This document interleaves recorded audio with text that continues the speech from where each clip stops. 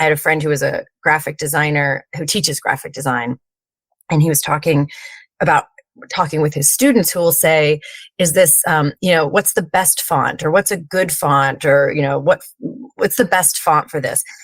And he said the most profound thing that I think about all the time in business. He said, there is very rarely such thing as the right font or the best font. He said, you just have to make sure it's not the wrong font. Because if it's the wrong font, it's distracting or illegible, or it's not doing its job in some way, or it's drawing all the attention to it. If you have anything even vaguely close to not the wrong font, it's probably fine. And that's not to diminish the value of really great decisions. But the reality is, we cannot know what's going to be a great decision and what's not. You need to do the very best you can to rule out super bad, unfixable decisions.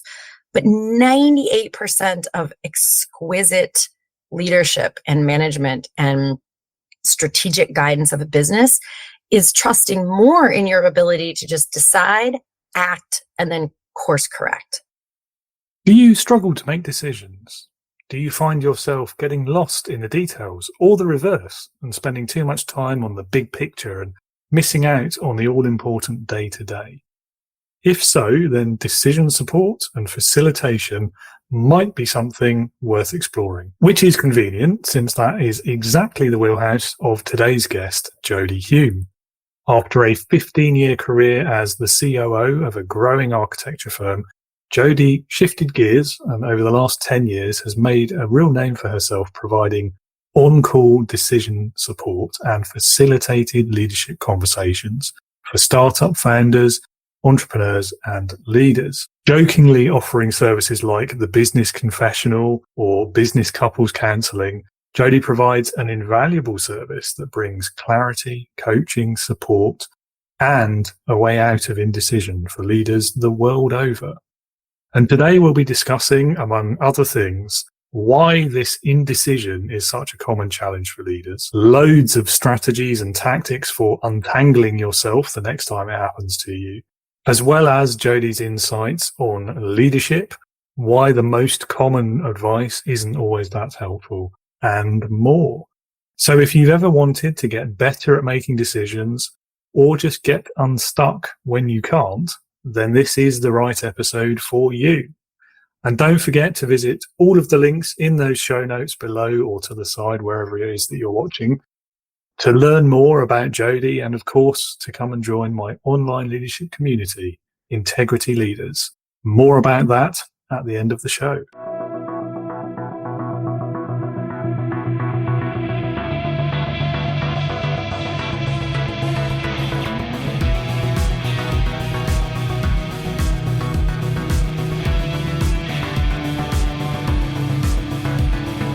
Welcome to the Leading with Integrity podcast.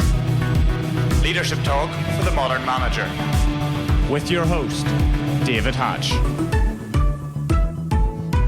Well, it's wonderful to have Jodi on the show with us today. Welcome to Leading with Integrity. Really looking forward to getting into some of the really interesting and important topics that we're planning to cover today. Thanks for having me. It's good to be here. Yeah, well, it's good to have you. And yeah, I'm going to throw you in at the deep end, really. We'll start off with you introducing yourself. Tell the listeners a bit about your background, your career so far, what you do today, and what gets you out of bed in the morning, really. Well, this morning it was this podcast because it's very early here in Baltimore. So that's good. I'm glad we can help. Yeah. So my name is Jodi Hume, and I have been doing this work that I'm doing now since I was 5, but I will get to that in a second. I certainly, though, did not in any way, shape, or form plot my course towards this work. Not at all. I am a third-generation entrepreneur, so I was around these kinds of conversations my entire life. I didn't really put that together as it connects to what I do now until very recently, but that is absolutely a big thread in the fabric of what I do. And my mom owned businesses or ran organizations my entire life. And she involved me in her decisions and conversations since I was tiny. We would talk through, she was very big on decision making as a skill set. And so she would have us think through things. It was just kind of what we did. And that and sing 4-part harmony, like those were like our family things. So I've been around the grappling of entrepreneurs, making decisions and then remaking decisions because that decision didn't go the way you thought it might, and the uncertainty and all of that, like literally my entire life. But that was not something I was like, and that's what I want to do. So, I was a psych major. I thought I was going to go into counseling. I started an architecture firm right out of college because I needed a job. Like that's about as much career planning as I put into it. And I loved it there. Like architecture was fascinating to me. I started off as the receptionist. It was a very small firm. We had about 8 people.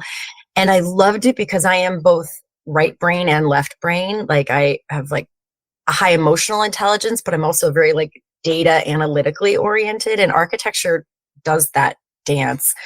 And I ended up staying there for 16 years. I took over. First, they signed me to marketing, and then basically, that's where I discovered I'm great at making things better. So I slowly took over. They just wanted to be architects. So I just started making different parts of the business better. And eventually I became the COO. But here's how that plays into what I do now. That 16 years, not only was I on the leadership team and we grew that business from 1 million to a little over 10 million, from like 8 people to close to 50 people. But every single Monday, I was in and then actually started facilitating our leadership team meeting, which was the 4 principals and me and the finance guy, which is where we made every decision. So it's back to decisions again. That is where we talked through every single thing in the company. I still don't know why they didn't just have me give the marketing report and then ask me to leave. I think they probably just never thought of it because I'm 23, but it was better than any MBA I could have possibly had, because as we grew that company through every stage of I almost think of it as like business puberty along that path from 8 to 50 people. It's like a business suddenly changes, and what you were doing before that worked doesn't work anymore, and you have to fix things, then you break things, and then you have to fix them. So eventually I knew that that's what I wanted to do. So I studied facilitation and coaching and coached for a while. I left about 14 years ago to do this exclusively. So now I facilitate leadership team conversations. And then the one-on-one work that I do is more like facilitation than it is coaching. I am facilitating that conversation an owner is having in their head. So I form it in like on-call decision support. I do very few like regularly scheduled sessions. It's, hey, do you have a couple minutes? I have to figure this thing out.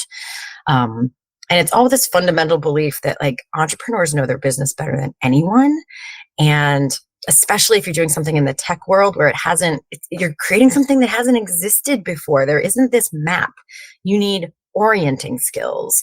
And that's really my sweet spot, is that discernment and diagnostic of what is the real issue here?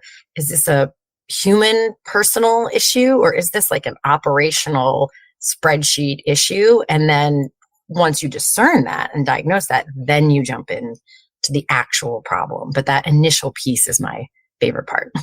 Okay, interesting. So yeah, starting work at 5, I'm sure there's laws against that. There must be. Probably. I mean, yeah, it was a good job, to be honest. Yeah, well, there is that, I guess. Yeah, and business puberty, that did make me laugh. I was muted, so nobody heard it, but I was laughing out loud at that one. Might have to make that the episode title just for the joke value. Great. Anyway, maybe not. We'll put some thought into that. This idea of decision support, I really like the way that you frame that, because when you think about it, particularly for a founder in tech kind of driven environments and those sort of founder-led businesses, I think anyone who's worked in one of those environments will have seen the founder grappling with a decision. And if you're not inside that circle from the outside, that can be a really frustrating experience, because a lot of people in that setting, in that sort of business, have quite high knowledge already anyway. And Yes. and it can be frustrating because you're like, come on, just make the decision. There's only these many options. Just pick one and let's go and figure out if it works. And if not, we'll come and do another one. It is. And I also laugh sometimes because if you aren't in that inside circle, and as you go up, that circle gets smaller and smaller. I mean, even if there's a leadership team, there are some things that only the primary founder, CEO can figure out, that they have to decide. And I always kind of laugh when the perception is that, when I have been on the inside of that, when I have heard the options that there were, because I think sometimes people don't understand or don't, I don't mean don't understand in a patronizing way. They don't have line of sight to, therefore they have no opportunity to understand all of the variables that have to be considered. Many, many times there are these like unintended consequences. Something might seem like a great option, but if you could see all of the entire landscape, you would know that like that absolutely looks like the very best first step, but then 32 things happen that would make it a terrible decision.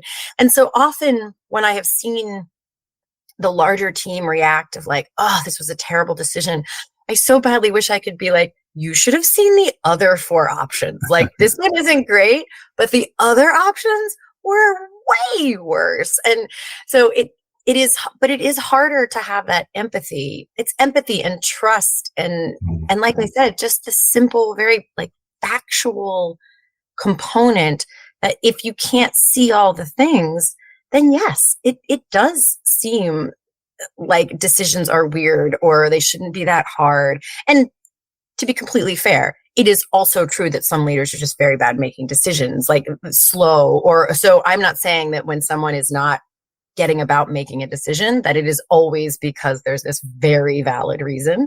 But that's part of why I do the work that I do, is to help eliminate the friction of someone getting bogged down in a in a decision or in a process like that.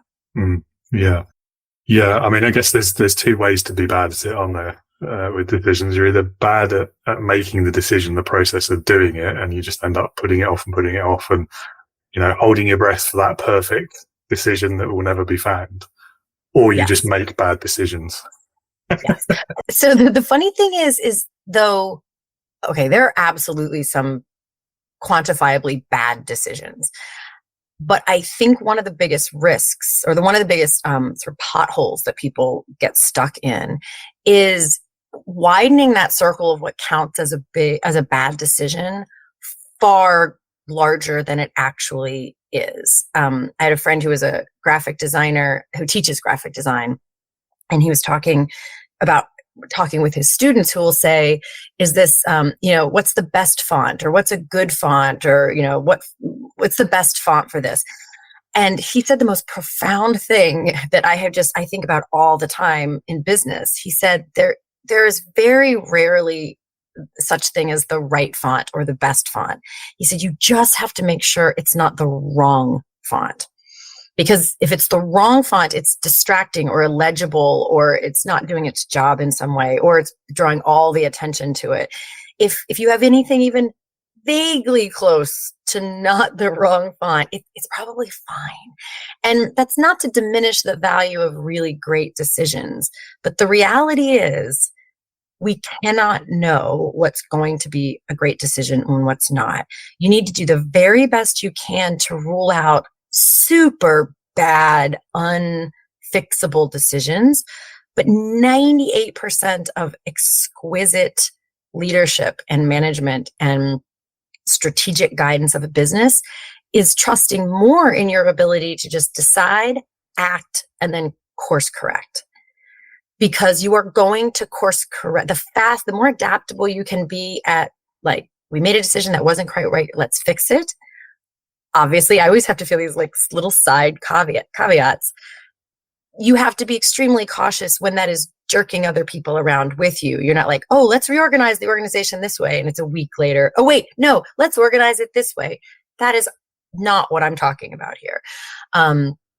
But that's actually more the point, is you make these small incremental changes wherever possible and then course correct. Yes, I was going to say, like, sometimes the best decisions, in inverted commas, are the ones that aren't permanent, and you're always open because, as you were saying earlier, 32 things might happen after you make the decision that you could never possibly foresee, but they change what you need to do, or they change the nature of that decision. So having that flexibility, and again, yeah, I agree with the caveat. I think it depends what the decision's about, doesn't it, to an extent? Like, how It severe does. is the impact? It does. My marketing person wants me to do like a call-in show, but not a call. I would totally do a call-in show in a heartbeat. That's hard to do logistically. So she said, well, we'll just have them send in a question. And I was like, no, hard no, because it's the value is in the next 2 or 3 or 4 questions I ask, because that first question could bifurcate into 32 different answers depending on the answer to the next couple of questions, because it depends on the question and then it depends on the very specific circumstances. But you said something a minute ago that it'll come back to me in a minute. You said something really profound that I wanted to kind of lean on it anyway. If you say so. Yeah. I mean, I'd love to know how common you think this problem is, because something I've seen a few times over the years is, and maybe it's a symptom of like not enjoying the process of decision making or just not being very good at that. But once a decision is made, it's treated as though it's now set in stone. Like, that's it, it's done. I don't want to hear about it anymore. The decision's made. We're moving on. Yeah. I always laugh. I feel like how much of it's like, well, it depends. Like both things are true at the same time. But this is actually kind of the point. You have to lean into and become comfortable with the fact that part of the reason that leadership and guiding a startup is hard is because in almost every single scenario, 2 seemingly almost opposite things are going to be true at the same time.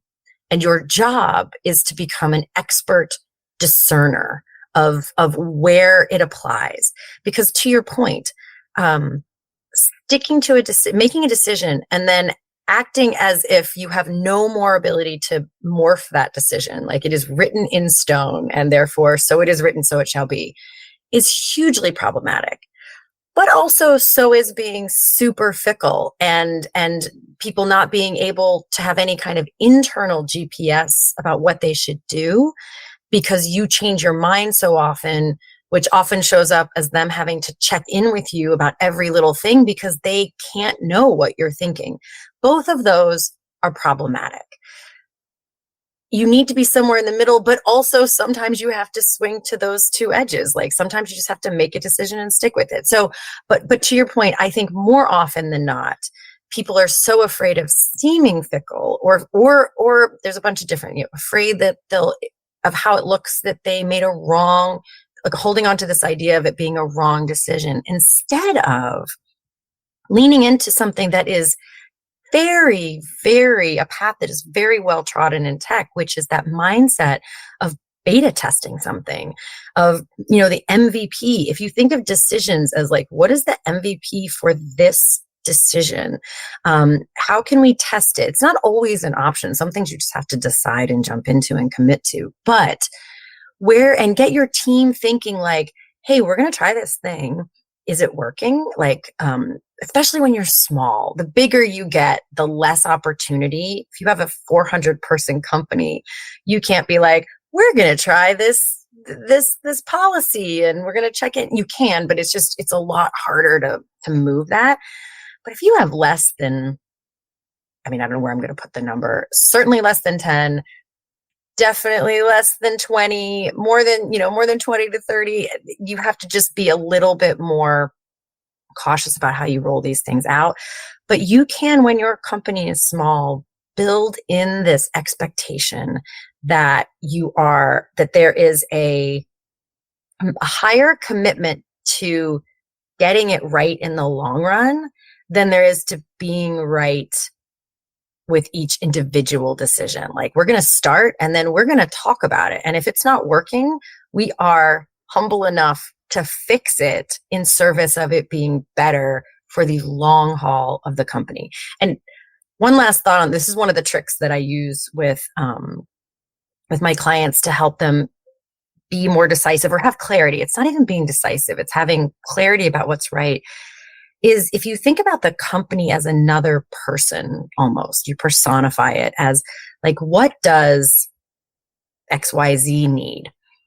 XYZ needs this policy to work for both the company and the staff, or this XYZ needs to have the money that's coming in be plenty, that we have what we have to do with, and that everybody's getting compensated. Like that's what they need. And so it elevates the conversation. So instead of it feeling like person against person or idea against idea, you've now elevated it to what does the company need? And then you have to like solve the puzzle of how all the people get what they need inside of that. But that is always the North Star to be looking at. Having spent a lot of time myself in small businesses and a couple of startups, and I've worked with a few over the last 5 years or so as well, I feel like, and you can correct me if you think this is wrong, but I feel like the smaller the business, the bigger that circle should be for decision making.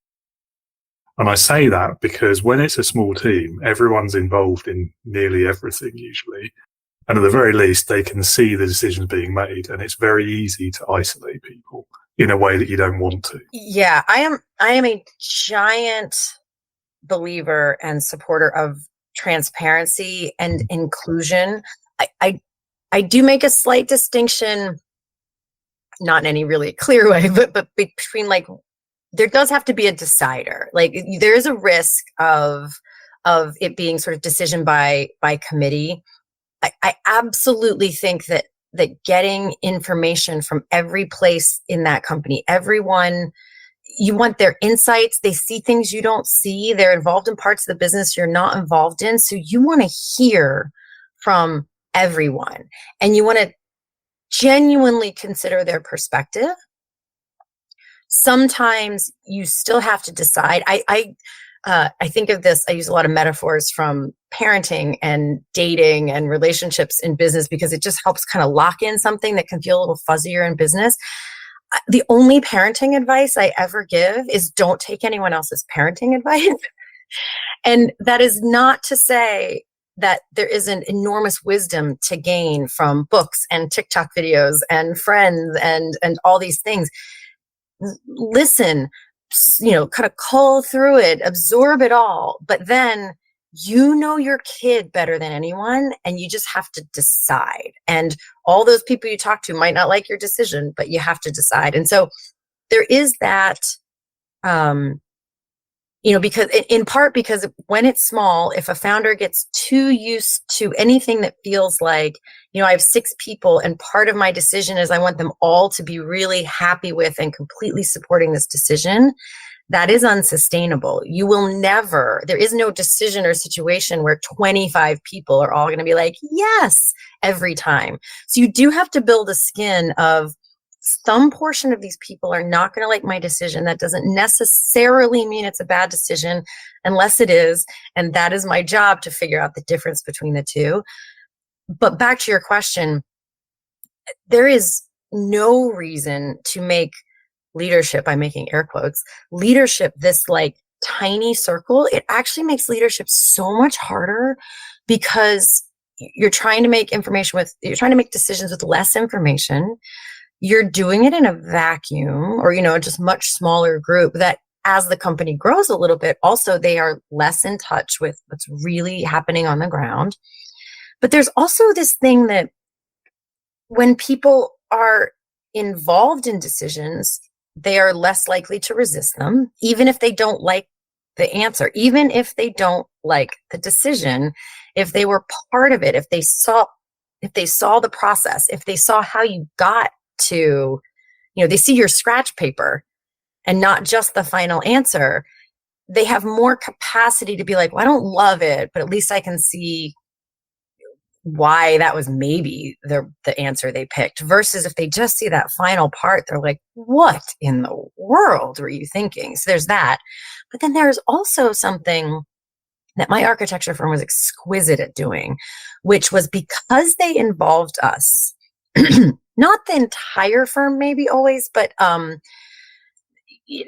as they named some of us associates and senior associates. We were way too small to have that many like titles, but this is part of it. They involved us in bigger leadership conversations, not necessarily in the decision, but they'd say, hey, what do you guys think about this? How would you handle it if it was up to you? And then they would go make their decision. Because they did that, we were learning to think like leaders. We were learning to think not just about our own job and our own little silo and our own little project, but how to balance all of the other stuff. I mean, we went off on a retreat one time, and they always had some little project for us to do when we got there. And one year it was, if we have this much for bonuses, how would you guys distribute it? Which gave them insight into people in the firm that maybe they didn't have insight to. Like, they were surprised at some people we did or didn't give larger amounts to. And they're like, oh, I thought that person was. So that was a great conversation starter. But also it was building that skill of our realization that, like, there's that tiny part of you who's like, oh, we're the senior associates. We're the associates. We should get this big fat chunk. But then having to be like, but we want to build and create more levels. So having to think in that multifaceted way of balancing all the things you have to think about. We were learning those skills through being involved in the decisions. And because one thing I hear leaders who haven't done that all along the way really grapple with is frustration that their people don't think like owners, or that they don't think about the bigger picture. And I'm like, well, do they see the bigger picture? Because if they can't see it, they can't possibly think like that. So I'm a big fan of sharing what is shareable, trusting that people, if you ask them and they give you their opinion, that doesn't mean they expect you to do what their opinion is, like, which is a fear people have. Well, if I ask them and they say they want this and I don't do that, then they'll be mad. I'm like, but not asking them at all doesn't exactly solve that problem. It really doesn't.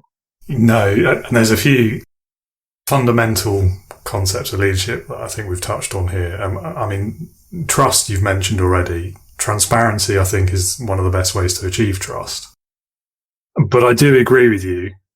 There is a line to be walked when it comes to decision making and how much transparency there is versus input to the decisions. Although, again, like, having said that, so you can't make decisions by committee, like, that is a trigger phrase for me, because whenever I've heard that as an employee, it's usually as a counter argument to, could I please be involved in the decisions a bit more? And you're just like, okay, I get that, but yeah, no, that gets weaponized in a way it does, which doesn't mean it isn't true, but yeah. Right. Again, it's the you can. There's a difference between, and I'm struggling, like, I can sort of see it in my head. I'm struggling for the words here. There's a difference in decision by a committee. Like, first of all, you don't just vote, it's not that. What I think of as decision by committee is the bad kind, the kind you do want to avoid, is where it feels like, kind of what I was saying before, like everyone has to be totally happy with it for it to work. That is fantastic when and if that can be the case. I'm not against that. But that is a bar that is, it's just unsustainable. And I think this is what can be tricky if you haven't been in it and see it. When there's 4 or 5 or 7 of you, it's hard to, like, maybe it is fine to want to have an expectation that everyone feels good about it. We are the founding, we are the foundational part of this company. We should all feel good about where it's headed. I'm not exactly against that, but it can just be tricky. I mean, imagine if you start off that way and then you have 8 or 10 people and you're still kind of aiming for that, how it feels for everyone in that company who was there when they were little, when you're suddenly 15 people and you cannot hold that line anymore. And trying to change culture is so much harder than thinking about it way ahead of when you need it and saying, like, what's the healthy balance of this where we always want to get people's input? I work with companies who have never backed off. I mean, they're 40, 50, 60 people, have never backed off on getting feedback. They have 84 different ways that they get feedback in so many different ways. but it's not possible with that many people. I mean, imagine you have 8 people in a room just trying to decide where to go to dinner for an evening is like impossible. Like somebody has to just be like, okay, I think it's this place half the time. But so it's just thinking about all of those variables. But any company that isn't getting people involved in at least talking through what the options are. I think that's maybe like the teasing apart the variables. Deciding is a very like pinpoint moment. The decision point, if you're drawing this kind of timeline, is like if you're doing a Gantt chart, it's more like the little star of a thing. You know, it's a boom in the timeline. Everything leading up to that, there is no harm in having as many people involved as possible up into that point. And if there's almost no decision to be made because it's so clear that the vast majority doing this, it actually sort of dissolves the need for a, air quotes, decision. That's the beauty of having people involved. But if there comes a time where it's not clear what to do, where there's not an obvious turn left or turn right, someone has to decide. And that is the point where I think it gets more risky having really large groups of people trying to decide when there just has to be a decision. Yes, I think like so many things in life, it's a question of balance, isn't it? And finding that happy medium. Because I mean, kind of counter to your point about the small early stage of a business, I think it could also be super damaging if right from the start there's a single decision maker who hears no other opinions, and then the bigger the business gets, also unsustainable. So there's that happy medium to be found in there somewhere. I almost think like if you've got to have a decision and everyone's happy and everyone's agreed, then actually that's a bad thing in any situation, because it means you're less likely to have taken alternative viewpoints and considered other options. And there's that problem of groupthink, isn't there, that's well established. And yeah, I think you almost want there to be at least one person offering that dissenting view, and that's good. Yeah, absolutely. I mean, and that is, not to go off a totally different tangent, but that ties back to this other piece of, there's a lot of debates, and I go back and forth on this of, I do believe hiring for fit from like a culture and a vibe and a pacing, there's so much about like how you work together that's vital to moving. So having someone who's a cultural fit and then you can teach the skills, like I really support that philosophy. And you have to be a tiny bit careful that you're not creating some version of an echo chamber or if you think about the various, like some people are great at ideating and coming up with and bouncing all over. And then some people are great at getting stuff done, like the rigor at the end. If you have a bunch of people who are all like, oh, ideas, that's really fun for those people to gab and what, but you are going to struggle as a company because you don't have those people who have the yes, but vibe, which can be really frustrating in a meeting. That person who is really skilled at always imagining every obstacle that might come up. It can feel sort of Eeyore-ish sometimes. I am someone who I'm not pessimistic in that way, but I am someone whose brain is wired to kind of do both at the same time. And one of those is immediately identify all possible unintended consequences. I don't get stuck on them. So I'm not like always like, yeah, but that won't work. But my brain is always like, okay, here's 5 things that might happen. How do we navigate around those? Like, blah, blah, blah. Drives some people crazy that I'm like, we have to think about this. We have to think about that. They're like, can't we just move? And I'm like, and here's the beauty of it though. On my own, when I don't have someone for decision support to bounce a thing off of, someone who is a little bit more, just make a decision. It doesn't matter. You keep going. I will get super indecisive because left on my own, my obstacle identification just creates a bunch of detour roadblocks of, and I can get paralyzed. Versus a guy that I sort of do a lot of, we're not officially business partners, but we do a lot of things together. He's just do this, just do that. Like he just makes snap decisions.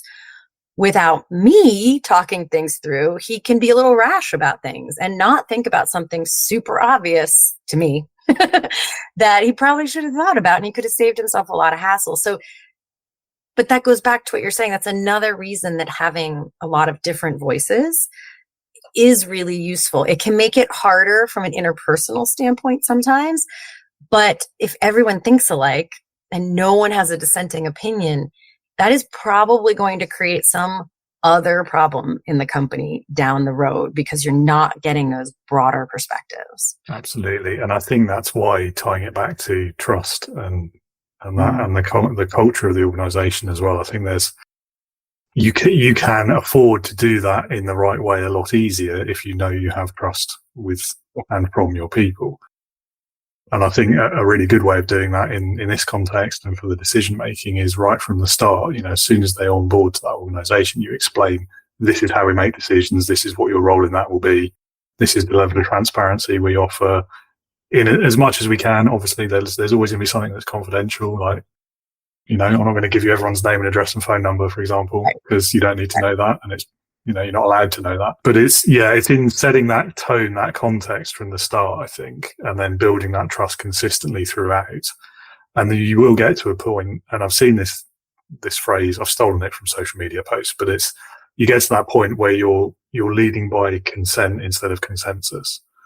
Because I think consensus, I can't take credit for it. I did steal it from the internet, but consensus, I think, is what we're talking about. It's like, it's the ideal, it's the aspiration. It'd be lovely if we could have that all the time. But actually, I think it's unsustainable. It's probably unachievable in the first place, let alone unsustainable.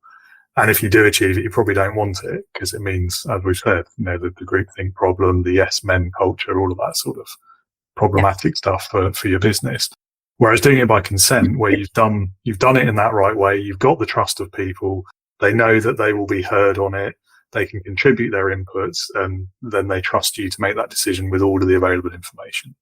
Well, and the other thing too is, and I've never actually, this thought specifically hasn't bubbled up until just now, but so I'm glad we're chatting. But the more you do it, then the less people need their exacting thought to be enacted every time. Like, if you ask me once a year what I think about something, and then you don't take my thoughts, or it feels like you didn't take them into consideration, like nothing I contributed shows up in the decision, then that's gonna feel very untrustworthy, or at the very least futile. Like, why did you? It's like when my teenage daughter says, "Do you like the red or the blue?" And I say red. She's like, "I'm gonna get the blue." I'm like, "Of course." Like, why do you ask? I love it though. It cracks me up.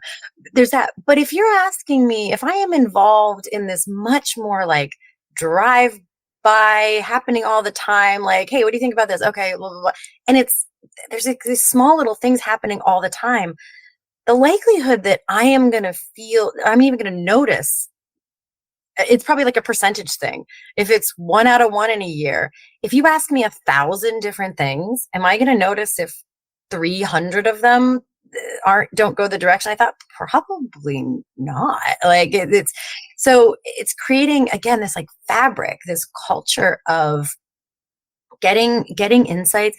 And I think the other thing too is for people to remember is getting everyone's input doesn't have to mean a formal, thorough process of getting input. It can also just be, I'm completely making this up, but if you have these like all hands meetings of some kind, and you're like, oh, by the way, we're looking at healthcare plans.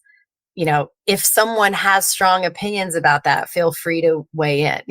Just making the fact that the decision or the process is going on, making that transparent, and then giving people the option of weighing it, because not everyone cares about every single thing. You can also exhaust people by involving them in stuff that they don't have any interest in being involved in. I mean, I see this on topics of communication all the time. I will regularly hear people in the same conversation say to me that they, don't hear about everything they need to hear about. No one tells me this, or I didn't even know about that. And then 30 seconds later will complain about how many emails and Slack messages and all this stuff they get, that it's just overwhelming. And I'm like, okay, So it's that same kind of vibe. Like, not, you don't have to bring them in to sit through every meeting that doesn't involve them, but it's more just being like, hey, if anyone cares about this,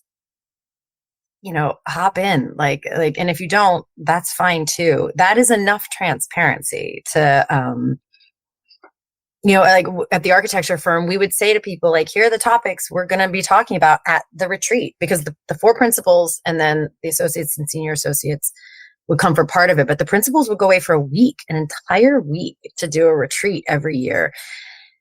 And they would go through huge strategy things, and so they would say, hey, we're going to be talking about what kind of projects we work on, or we're going to be talking about how we structure, whether we do a team structure inside the organization, or whether we do based on portfolios, or like whatever it is. Like, we're going to be talking about this thing. If you have thoughts on that, weigh in. And those who did. It doesn't mean we brought them to the retreat to sit there and participate in the conversation. So it's just about like right sizing and being transparent at the right level. Yeah, I think there's a lot about mode of communication as well, because I think, the all hands one is the classic example, isn't it? And where the leader walks in and says, if anyone has thoughts on this, speak now or forever hold your peace. Half of the people in the room will be too nervous or too worried about how they might be perceived if they say it in front of the whole team. So they're never going to do that. So the leader will walk away from that thinking, well, I gave everyone the opportunity. Nobody said anything, so they all agree with me. And that's very much not the case. So you've got to have those other avenues open as well, whether it's, doing the rounds later that day and just talking to everyone one-to-one, or a Slack message or email or whatever it is. You bring up a really important point I'd just like to throw in, because I learned this in my facilitation training, and it is one of the most valuable things I have learned in like managing and growing people. But that is where I learned that some people are verbal processors and some people are internal processors. And so from a facilitation standpoint, they teach you to not just ask a question and then have people jump in, because above and beyond, even aside from the parts like confidence and feel like that's a whole other level that keeps people from jumping in, or feeling like they're going to look stupid, or just being something more personal they want to share. There's a million other reasons that becomes problematic, but just looking at the neuroscience of it, even if they're super confident, some people just need a hot second to think and gather their thoughts, because they process internally. I am a verbal processor, so I actually have to talk together. It's happened a couple of times on here. While I'm talking, I'm like, oh, my thoughts just came together while I was speaking. My husband is an internal processor. When we were first started dating, if I was like, oh, blah, blah, I have this issue and da, da, da, da, he would just stare at me with giant eyes and be completely overwhelmed. And I'd be like, why are you saying anything? I learned in this. And so what you do in facilitation is say, okay, I'm going to, not for every single thing, but periodically throughout the session, I will say, okay, we're going to talk about this. Take a second. Here's 30 seconds, 60 seconds. Jot down anything you think about this topic, ideas for this, or problems we're having, or whatever the question is. I give people that amount of time. And then in that context, rather than have them just jump in, I say, we're going to go around the room and each person's going to say one thing. And then we'll go around again if we need to, or we can hot topic in whatever's left over if you have a burning thing. That gives people a second to chime in or to think about it. In your context, on the all hands, you might say, hey, this is a thing. Here are 4 or 5 avenues that, you can talk to your supervisor. You can put it in this private channel. Here's an anonymous channel that we have on Slack. Or what you have to think through, like, where are the barriers that somebody might have a problem? Just to round out the husband conversation, what that looked like for us is I learned to say, hey, I have this thing. I'm going to tell you about it. I'm going to make it as brief as possible. And then I need you to say something, but what you can say is, can I think about that? But then I do need you to come back to me. Like, I don't want to like hound you about it. And it was life changing, because sometimes he would immediately be able to say like, oh, let's just do this thing. And sometimes he would say, can I think about that? I'm like, absolutely. I was totally fine with that. And then a day or two later, he'd come back having had time to process it. So it's just honoring the biology of a person so that you can get their best. Because I will tell you this, when I do that thing in a facilitation, where you get 30, 60 seconds, and then without fail, some of the most profound and substantive stuff comes from the people who needed to think for a second, as opposed to the me's in the room who have just been like, here's 10 thoughts that popped into my head immediately. That's great, but it doesn't mean those are the best thoughts. So giving people space to process, and then also providing avenues that account for not just fears and confidence, but also confidentiality and also power dynamics. Like, that is just another thing to always think about. If there's something someone needs to say that they know someone above them or even someone a peer with them is going to take issue with, that diminishes the likelihood that they will just chime in with that. So those are kind of the nuances to increase the value you can get out of transparency, the likely that you will make it more of an electrical circuit instead of just a one-way thing. Like, transparency isn't just out, it's also back in. Really great advice there on how to handle it as well. So you've preempted a follow-up question already. Well done. Yeah, I mean, I really like particularly the giving people time to think, because I swing back and forth on it. I think the majority of the time I'm probably more of the introspective, and I need to put a bit of thought into it. I'm one of those detail-oriented people. But I feel like even the verbal thinkers like you, if they're given a day to think about it, they'll come up with even more ideas, and perhaps hesitate to say better ideas, but you never know. Well, there isn't, and it's probably even unfair for me to say there are better ideas. What I have noticed when I do that in a facilitation is I just notice how grateful I am that I did it, because we would have something would have been lost without, because I know for a fact they would not have chimed in with it. They didn't have the time to come up with it. And it would have been a lesser quality conversation without that insight. And I am just always so grateful I learned that little trick, that I learned that fact about how the brain works, because all of that insight would have been lost if I hadn't known that people simply just need a second to think. And yeah, absolutely. No, I mean, there's definitely so much value in doing that. It's any meeting, any leader, any manager, start using that today. Definitely. Right. Well, we've gone on some lovely tangents there, and we've barely covered any of the questions. So I'm going to bring it back to some of the questions if we can. So I think we've talked a lot about the process of decision making and the ways that we can become more effective at doing it, and transparency and inclusion, all of those excellent things that are very important for any leader or manager to do. What we've not really touched on yet is this problem of getting stuck, of indecision. So, I mean, let's start with, what do you think are the top causes for that founders and leaders, managers just get stuck and they can't make a decision? Yeah. So one of them we've a little bit touched on, which is the verbal processing aspect of it. If you are a verbal processor, there's, let me back up one step. One of the sort of leadership myths that drives me crazy, or just sort of like bad leadership platitudes, is the like, it's lonely at the top thing. It is absolutely without question true that the higher up you go and the larger the company gets, the fewer people that you can talk to for a variety of reasons. It's not just confidentiality. It's confidentiality. It's lack of people who understand all the pieces.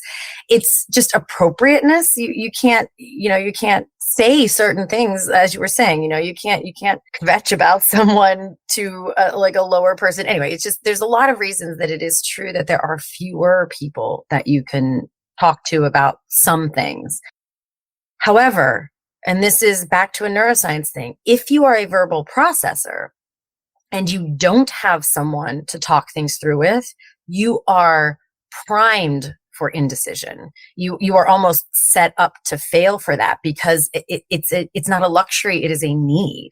And so the vast majority of my clients are verbal processors, and they know that if they don't have someone to talk it through with, they have trouble finding their own their own clarity in their own head. I mean, it's funny. There are some calls that I do where my part in it is actually quite small. I'll ask a question here or there. I'll redirect. I'll point out something maybe they didn't notice in what they said, like there's a connection between something. But what is really happening is just they have a space to say their words, and it is a neuroscience thing. Like for whatever reason, as a verbal processor, I could talk to the air. It doesn't work. I could talk into a voice recorder. It doesn't work. I need another person there, even if they're not doing much of anything. I'm just telling them the story, and all of a sudden my brain goes do do do do do do do, and I understand my own thoughts. So recognizing if you're a verbal processor, if you find yourself without someone to talk things through with, stop imagining that's a luxury or some kind of like failure. It's just a fact. It's math. It's like a formula. You need that. Go get it. You have to have someone to talk things through with. So that is one place I see big indecision. The other one is imagining there are right answers, getting too hung up. It's not even perfectionism. It's just imagining that there's a right answer and also trying to take too big of steps. So one, like I'm sort of talking about both things here, the indecision and also the sort of solution or the salve for the indecision, which is often when people are really just flummoxed about what to do, they're trying to figure out a whole thing. And so I think of decision support much like when I was at the architecture firm. Pretty much everything that wasn't architecture was under my purview, but the level 1 IT support was one of those things. We had IT guys for the really advanced stuff, but I was like the first person, like, have you tried turning it off and on? That kind of stuff.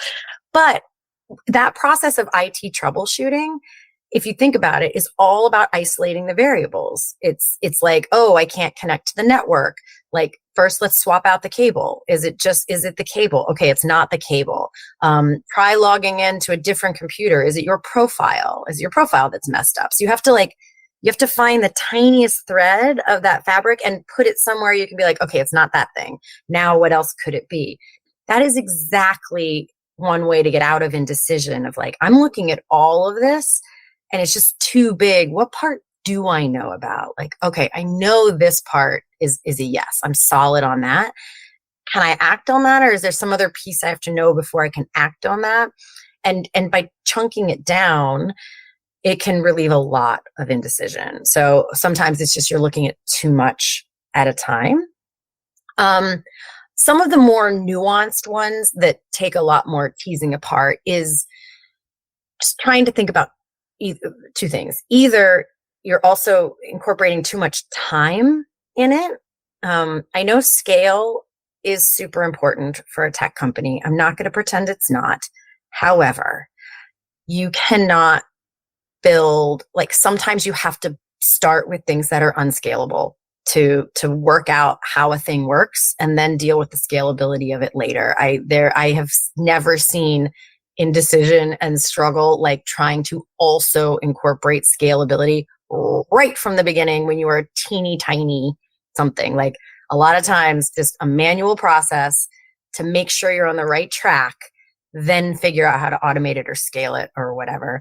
So time and like recognizing where you are in the process, not trying to look way ahead and solve a high school problem for a first grade issue. You have to come back and say, what's just the like basic first grade issue of this? And let's fix that first. That one. And then the other one is just the people stuff, like trying to solve too many variables at once. Getting hung up in like all the personalities is something that drags down a decision. You can't ignore them. You have humans that have to like be motivated to do things. It absolutely matters, but it absolutely complicates things and becomes so again, you have to separate the variables, decide what the decision is, then weave back in the people part. So over and over again, separating the variables and looking at them separately before you put them back together is probably the number one strategy that I use with clients. Yeah, I so agree with you about just needing that friendly ear not even the shoulder to cry on, is it? It's just the ear. It's someone who will listen. That's something, since I've been a solopreneur, I'm not sure I like that word, but I can't think of a better one. Agreed. That's something that I really felt the loss of, especially during COVID as well, which led me into networking, which I hadn't really done before because I kind of hated it. And then I discovered doing it online is a lot different and much better. So that's what I do now. But it's exactly that. It's having access to that friendly ear who will just, they don't necessarily have to have the answer, do they? Just sometimes they ask a well thought through question because they want to know the answer, but it makes me think about something in a slightly different way, get to an answer that I probably wouldn't have found without them. And it's that value of mentorship, of coaching, of facilitation, all of those kind of the roles that others can play in your business, even if you are a business of one. And that is curiosity. Curiosity is a powerful, like, they don't have to know your business or your company if they're just curious and will keep asking you questions. Sometimes the weirdest questions because they don't know anything about your company, or they'll ask something that might, they're like, well, can't you just do that? And you're like, oh, yeah. Why didn't I think of that? Like, that's actually really smart. Because sometimes you know too much. You're so in a. I heard that. I don't know if I heard this or made it up, but it's been so long that I've used it. But this work is often like watching someone else parallel park a car. You just have the benefit of being like out here, and so you can see.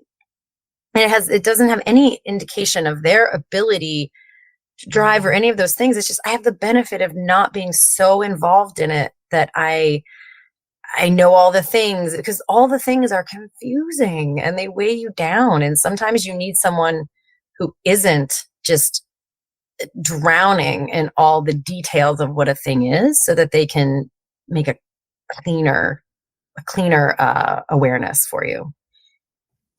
Yeah, it's just a different perspective, isn't it? I guess is the way to sum it up. But it's, the driving metaphor is good because it's called a blind spot for a reason. It's because you can't see it. So you need someone else to look at and tell you what it is, don't you? Logically, anyway. Absolutely. Yeah. As for it's lonely at the top, it is a cliche, but it is also true. And I will confess I use it quite a lot, but especially in marketing. So let me say it this way. I don't disagree that it is true. Yeah. I disagree with, I get irate about it feeling like a sentence that has a period at the end of it rather than a comma and then another clause about what you're going to do about it. Like it is lonely at the top. Therefore, I need ... Like it's when it is said as a sentence, as if you were just supposed to accept that and muddle through with it feeling that way. I will not bore you, but the amount of with the details, but the science behind entrepreneurial isolation and what it does in terms of like business success and also mental health, which then immediately directs or affects business success, is daunting. It's a huge problem. And there have been a bunch of studies about founder mental health. I mean, it is, I know people already have an innate sense of this, but the statistics of it are terrifying. They're 2 and 3 times likely to have major mental health issues, to have substance abuse issues, to be hospitalized, to consider or try suicide. Like it's not okay. And a lot of that comes back to isolation. And that's why I get so fervently like fist poundy about it, it's not okay. And so we have to find, because it is true, we have to find solutions for it. We have to find ways that there are places for those conversations to go. Seth Godin has this quote, like, if you have a problem you can't talk about, now you have a second problem. And I think founders feel the weight of that. So I am determined to eliminate those second problems. Yeah, I mean, I see it not just for founders. I think for leaders almost at any stage of their career, but definitely at both ends. Like when you're doing it for the first time, it can be so isolating because you feel that pressure that I don't want to be seen to need help with this. I need to prove myself. The whole failure and weakness whole conversation there. And again, there's a mental health aspect of that too. And then obviously at the other end, when you're the founder or the CEO, again, like you're that high up, you don't want to be seen to have to ask for help, even though you need it. And I totally agree with everything you said there. It is a problem and it shouldn't be, because how simple is the solution? It's not easy necessarily, but it's pretty straightforward, isn't it? It's just find someone to listen. Well, especially, yes. And also it comes back to the transparency conversations we were having about. That makes people feel less isolated. When you have a really good, thriving, healthy, functioning leadership team, who you're also relying on, that makes people feel less lonely. So on the subject of leadership myths, I mean, you've mentioned the one that bugs you the most, at least in the way it's used. One that I think is very related, that is regularly in my top 3 of leadership myths I hate, is this assumption that the leader has to have the answer or an answer, right? And that's so relevant to decision making as well, because the pressure we put on ourselves to, I'm the leader, I have to make the decision, I have to know what the answer is.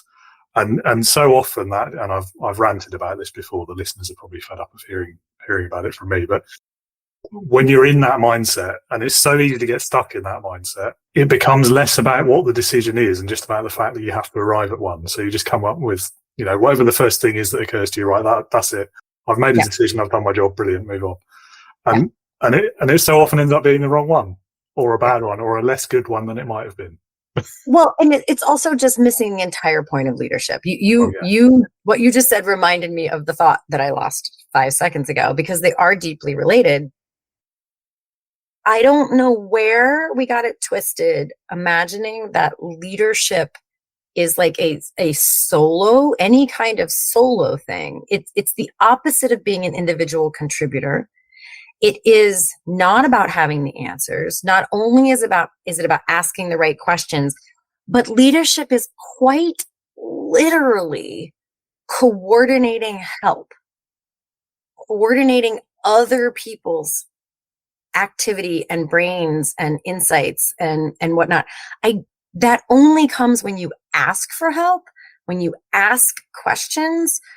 Again, it comes back to what you were saying, back to ultimately leadership absolutely involves making decisions and guiding and setting the strategic, making sure that the strategic pathway is clear so that people can have an internal GPS about where you're headed and don't have to check in about everything. But this weird thing about we're supposed to have the answers, that we're doing it all alone, that we're not supposed to have questions or uncertainty, that we can't ask for help. I think I said that one already. Those are the opposite of leadership. It's so profoundly paradoxical that I don't know how we got it that messed up. I have worked with amazing leaders. These are people who, not just that I respect, but have had amazing business results, sold their companies for bordering on unicorn stories. Every one of those people doesn't go it alone. They don't imagine that they have all the answers. They are not afraid to ask really stupid questions or to look like they don't know what they're doing, both to their staff as well as to investors, to other CEOs. They are the first to raise their hand and say hey, I'm trying to figure this out. What do you know that I don't? They're the first to raise their hands to people and say, what feedback do you have for me? Where am I messing up? How can I be better?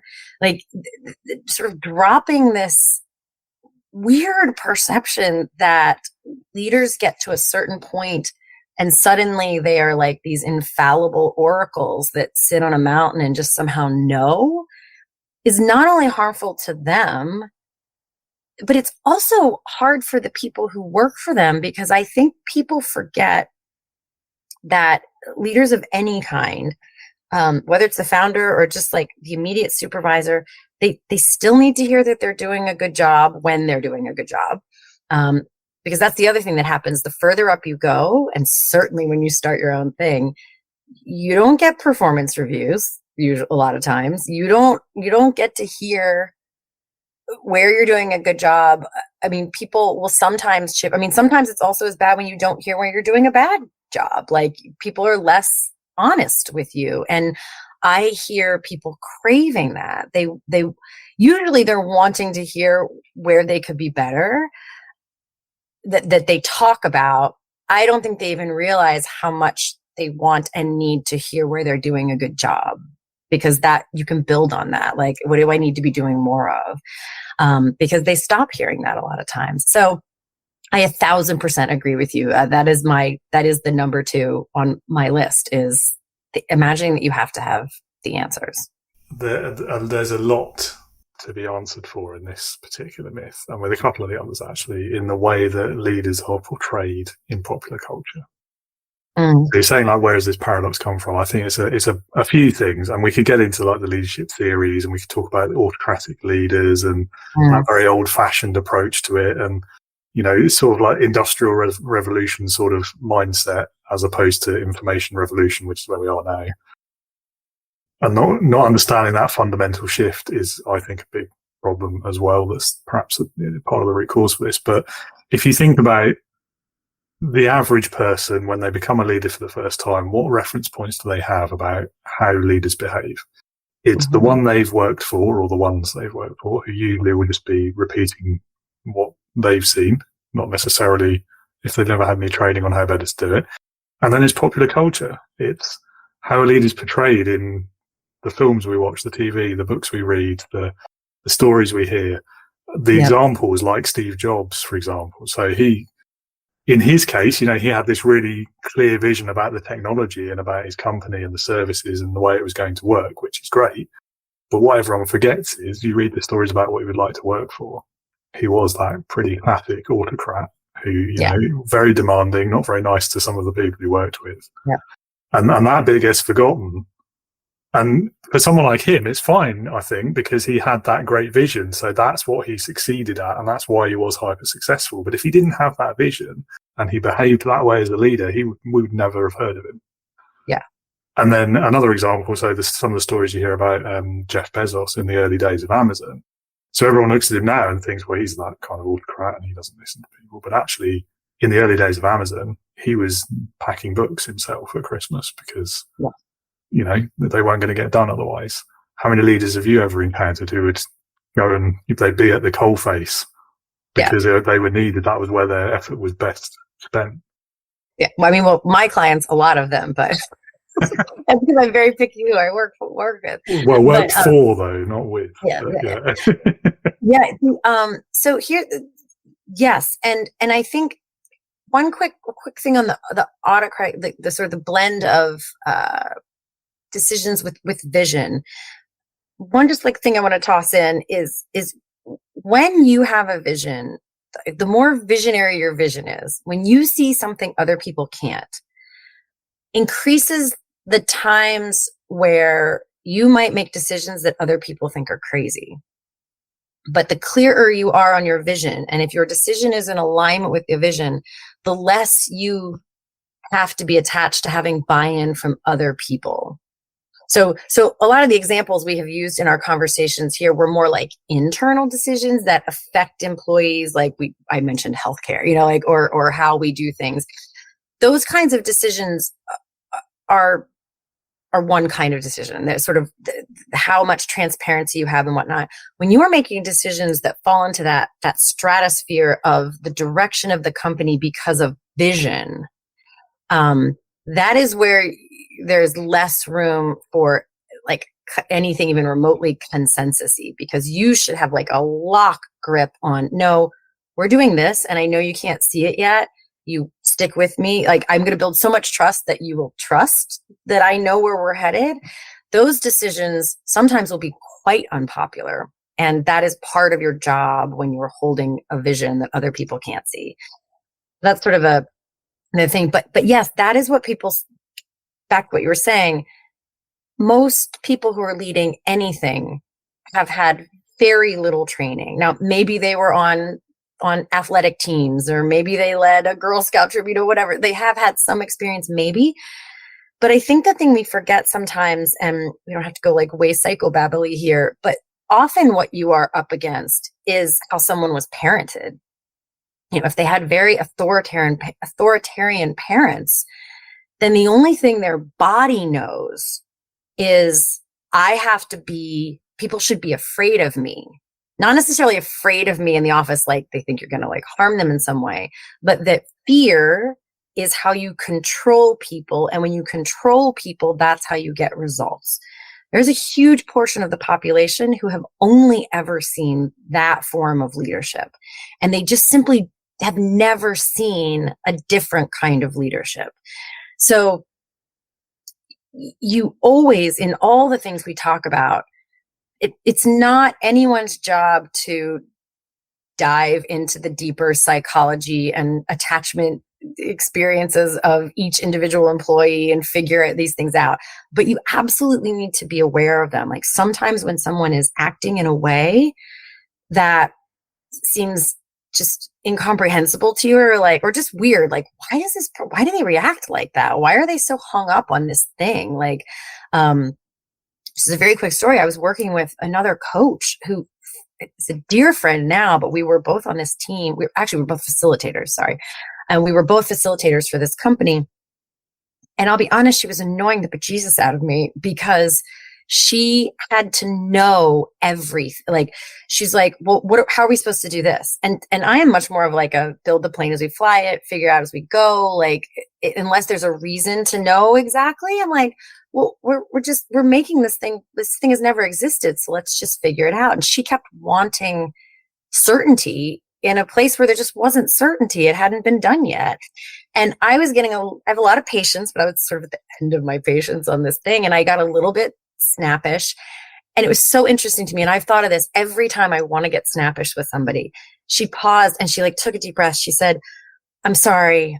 I know I'm doing this thing that I do where I like absolutely need to know. She's like, but I grew up in a house where if I even rolled down the car window without asking, we would get in like major trouble. Like she's like, so I'm just kind of wired to try and figure out what the rules are so that I don't get in trouble. Like that's how it feels. She goes, and I know there's no way to get in trouble here, but I can feel myself doing that. And I know that can be a lot sometimes. And I was like, thank you for saying that. You didn't know me that. But it certainly made our working relationship work better. Nobody owes anybody those stories, to be very clear. I'm not saying you have to tell people your life story, but I keep that in my head every time I start to get irritated with someone in whatever circumstance. I'm like, okay, there might be something going on in their programming that I can't even guess because I didn't have that upbringing. I had a very fly by the seat of our pants. My parents never planned anything. So that's what I was used to. I know for a fact that is very annoying to other people, like my children who like to plan things out. So just that awareness that not only are we swimming upstream against cultural norms for leadership and lack of leadership or management training, but people have had childhoods and also past work experiences that have colored their ability to trust and assume your best intentions. They may have just come from another company where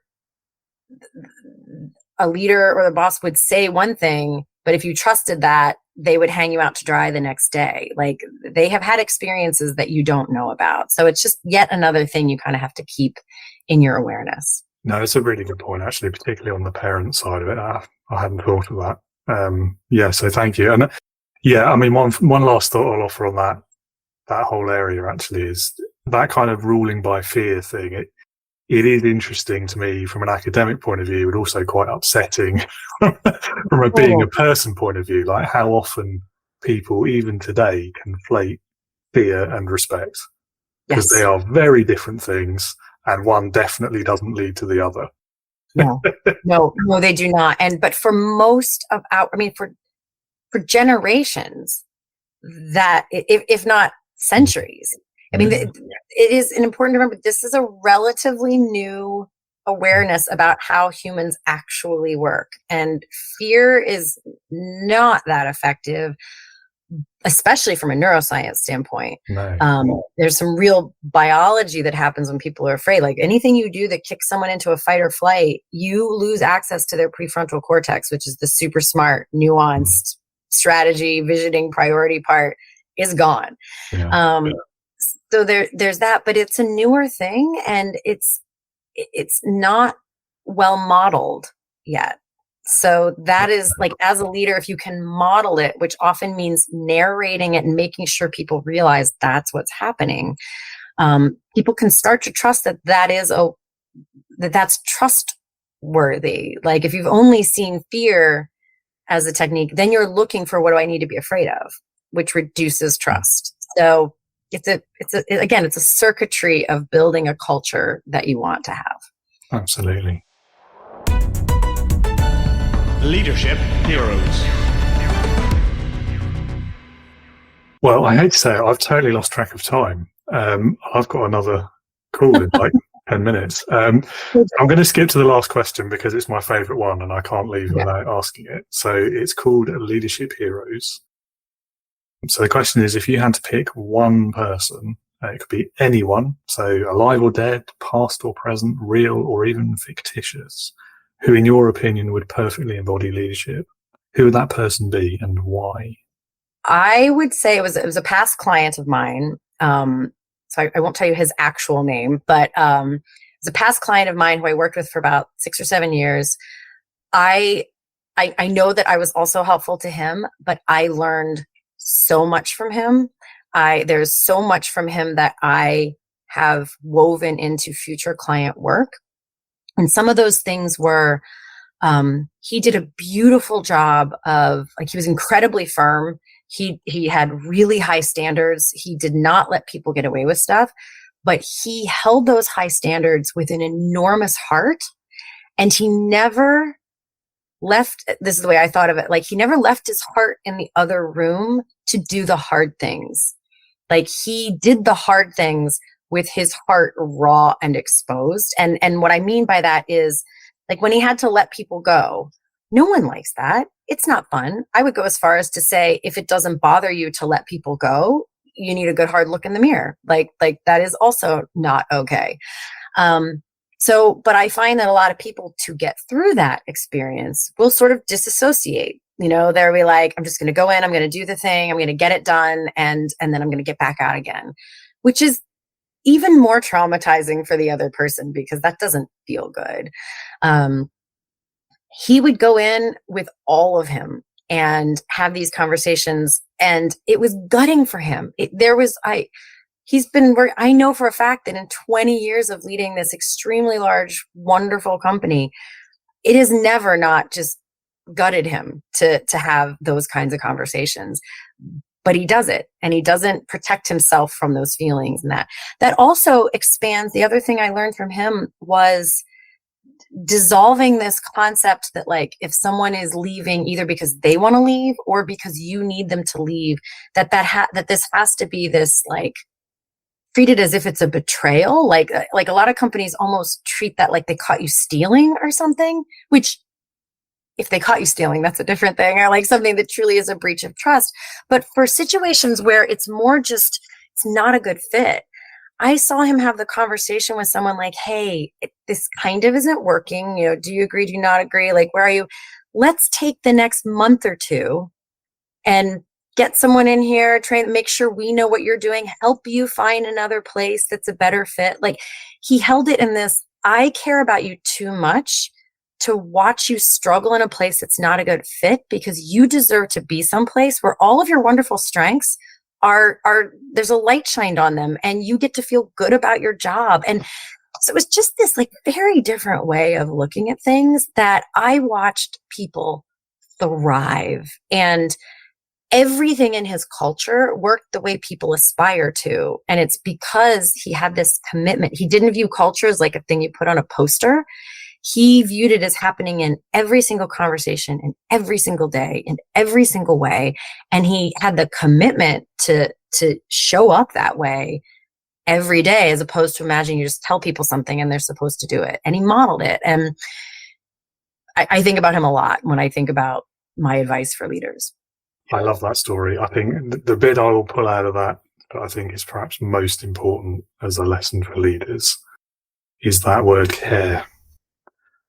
Because that is, again, and it goes back to pretty much everything we've talked about in the context of leadership today, doesn't it? Is that fundamental part of leading, putting those people first and actually caring about them. And to use your phrase, like, if you can't care about the people you're leading, you need to take a good, long, hard look in the mirror and think about whether you should be leading them. 100%. And off the soapbox I get. Well, Jodi, look, I'm so sorry I've run out of time, because this is such a great conversation. I could have kept going for at least this long again and been happy about it. So thank you so much for a lovely chat today. It's been great meeting you. Loved hearing all your stories and insights on leadership and indecision as well. If any of the listeners would like to learn more about you, what's the best way for them to do so? Yeah, so you can go to atthecore.com/gift. And on that page, you can just go to atthecore.com and you can read about me. But on the /gift page, there's a number of things. I keep adding different things, but there is a place there to just book a connection call. If you're that is not a sales call. I will not discuss with you like working together in that call. It's just an opportunity to sort of test out what it's like to have someone to process through a decision with. If from there you want to chat about working together, we can have that as a separate conversation, but it's not one of those bait and switch free calls that I'm like, and here's my program. I do also, though, for someone who does actually want to just jump right in, I believe it's a 50% discount on my individual sessions. And then there's just a couple other resources and whatnot there. I can never remember what I've thrown on the page. So I keep adding to it. Yeah, well, that's a good sign though, I think. Yeah. Lovely. Well, I will pop that link in the show notes so everyone can find it easily. And that's it. End of episode. Thank you so much again. Have a great rest of your day. You too. Thank you for some really useful advice and insights there today, Jodi. It was a thoroughly enjoyable conversation. I totally lost myself in that conversation, in fact, and we overran once again. Sorry, listeners, if you're on a tight schedule. And listener, another reminder to visit those links in the show notes in the episode description to learn more about Jodi's work and perhaps reach out to her directly, take her up on that offer of a free call if you feel you might benefit from her guidance. And anyone who's ever got stuck with a decision, I'm sure would fall into that category. And if leadership itself is something you're struggling with and you'd like access to learning, resources, and even some one-to-one support from me, then do please pay a visit to www.leadernotaboss.com. Click on that green button and sign up to join the Integrity Leaders online community. It's for new leaders, first-time founders, and learner managers. And if you join today using promo code HALFOFF24, you'll get a 50% discount on your monthly membership for as long as you remain a part of the community. And I look forward to welcoming you through the virtual doors very soon. Thank you for being with us today. I hope you'll join me again next time. That's all from me today. So until next week, be a leader, not a boss.